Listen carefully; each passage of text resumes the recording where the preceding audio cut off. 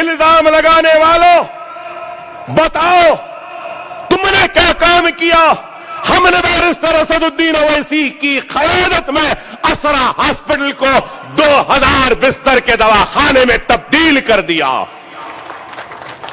کیا کوئی ہے دنیا میں جو 20 روپے میں 3 مہینے کا کارڈ بنا کے دے؟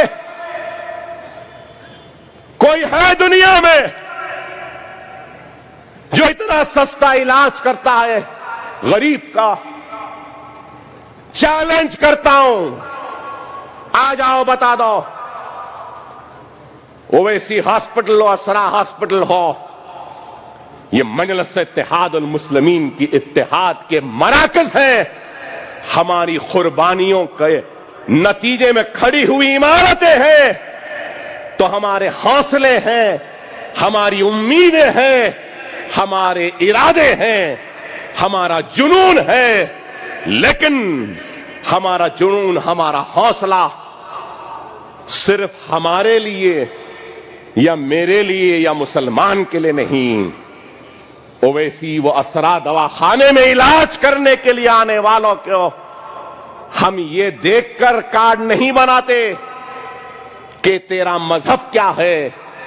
ہر آنے والے غریب کو ہم ایک بیمار کی نظر سے دیکھتے ہیں اور اس بیمار کی بیماریوں کو دور کرتے ہیں۔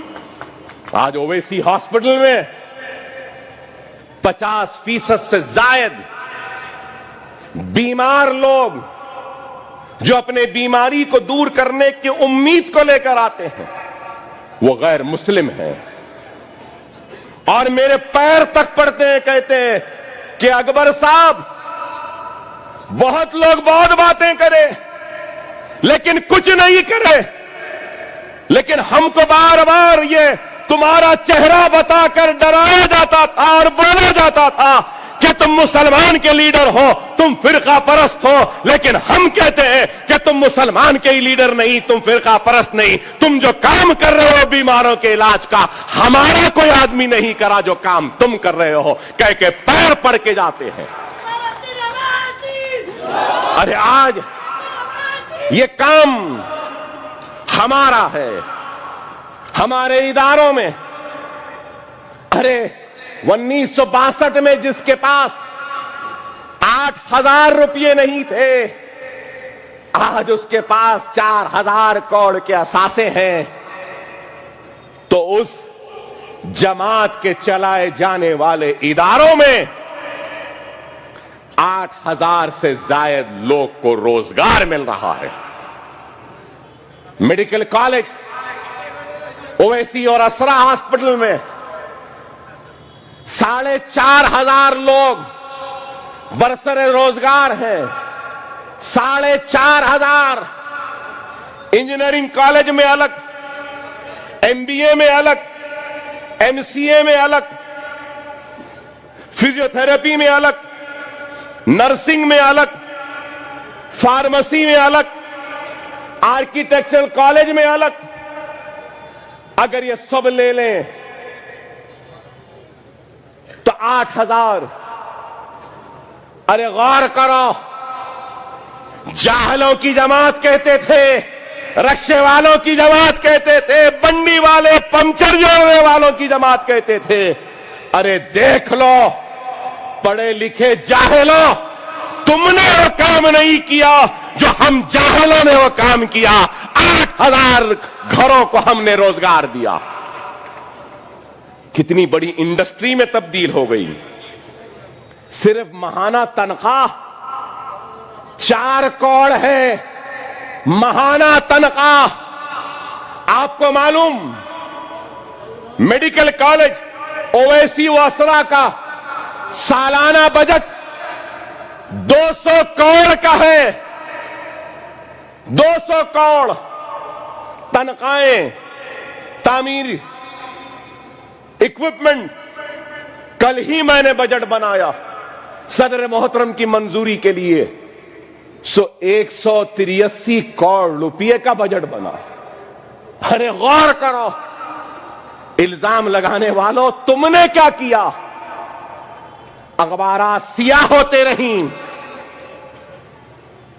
احیاء مجلس سے لے کر آج تک بھی سیاہ ہوتی رہی تنقید، الزام.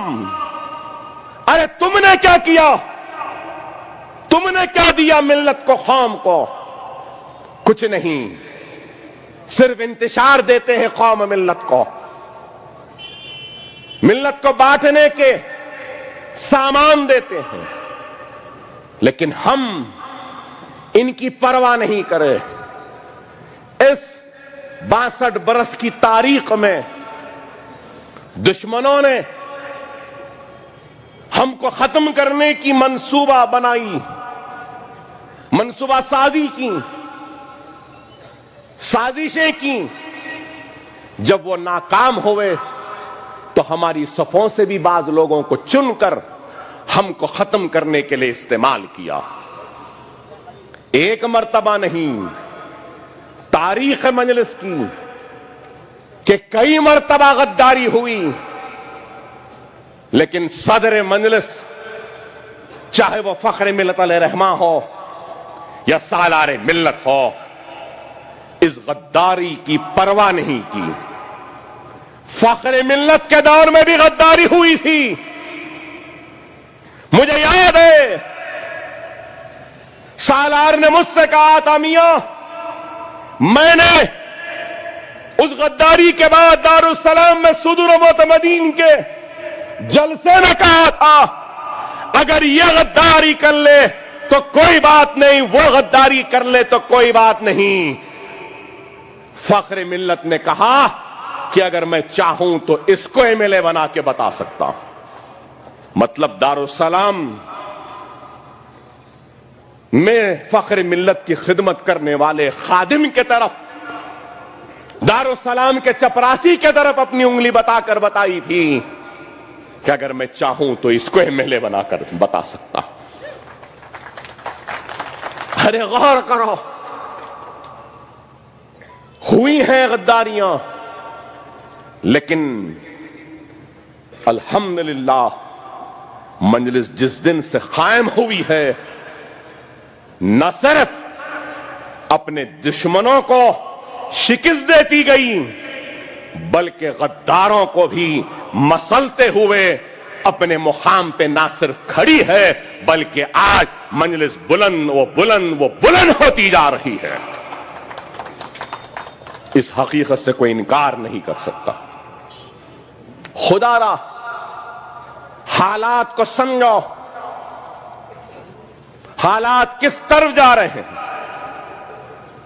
آج لوگ کہتے ہیں کہ اکبر الدین اویسی فرقہ پرست ہے یا پھر مسلمانوں کی بات کرتا. میں ایک رہنما ہونے کی حیثیت سے، ایک منتخب نمائندہ ہونے کی حیثیت سے میری یہ اخلاقی، جمہوری و دستوری ذمہ داری ہے کہ میں سب سے پہلے کام کروں تو اس کا کام کروں جو مظلوم ہے، سب سے پہلے اس کا کام کروں جو پچھڑا ہوا ہے، سب سے پہلے اس کا کام کروں جو سب سے پیچھے ہے، سب سے پہلے اس کا کام کروں جو سب سے پسماندہ ہے. جب میں پسماندگی کو دور کروں گا، پچھڑے پن کی کمزوری کو دور کروں گا، ایک مظلوم کو انصاف دلاؤں گا، تو جب ہی جمہوریت کامیاب ہوگی. کیا یہ غلط بات ہے؟ اور کیا اس حقیقت سے کوئی انکار کرے گا؟ گوپال سنگھ کمیشن کی رپورٹ ہو، سچر کمیٹی کی رپورٹ ہو، کنڈو کمیٹی کی رپورٹ ہو، رنگناتھ مشرا کمیٹی کی رپورٹ ہو، جتنے بھی رپورٹس آئے ہیں ان سارے رپورٹس نے اس بات کی نشاندہی کی ہے کہ سب سے پچھڑا ہوا، سب سے پسماندہ، سب سے پیچھے اگر کوئی ہے تو وہ مسلمان ہے. تو میں پچھڑے مسلمان کی آواز بنتا ہوں، پسماندہ مسلمان کی آواز بنتا ہوں، مظلوم مسلمان کی آواز بنتا ہوں، اس لیے کہ اس پچھڑے ہوئے پسماندہ کو آگے لا کر دوسروں کے برابر کھڑا ہوں اور اس ملک کو तरक्की याफ्ता बनाने में अपना रोल भी पेश करो। क्या यह गलत है? क्या यह गुनाह है? क्या मैं यह काम ना करूं? आज मुसलमान पसमानदा है, आज मुसलमान पिछड़ा हुआ है, मुसलमान कमजोर है, मुसलमान मजलूम है, मुसलमान सबसे पीछे है। अगर ये मुसलमान सबसे आगे आ जाएगा तो इस मुसलमान के पीछे जो भी रहेगा, चाहे हिंदू हो, चाहे सिख हो, चाहे ईसाई हो, अकबरुद्दीन ओवैसी फिर वो पीछे रहने वाले हिंदू को आगे लाएगा, ईसाई को आगे बढ़ाएगा, वो सिख पिछड़े हुए को आगे बढ़ाएगा, क्योंकि हमारा काम यही है। दस्तूर यही कहता है। ये इत्तेहादुल बैनुल मजलूमीन का मरकज है। जो मजलूम है वो हमारे पास आ सकता है, उसकी फरियाद हम सुनने तैयार हैं, लेकिन हम पर इल्जाम, हर मर्तबा इल्जाम, अरे इल्जामों की परवाह करने वालों का नाम मजलिस इत्तेहादुल मुस्लिमीन नहीं है। तनकीदों की परवाह करने वालों का नाम फख्र मिल्लत अलैहि रहमा अब्दुल वाहिद ओवैसी था, ना सालार मिल्लत सुल्तान सलाहुद्दीन ओवैसी। तनकीदों, इल्जामात की परवाह नहीं करने वाले एक और का नाम नकीब मिल्लत बैरिस्टर असदुद्दीन ओवैसी है।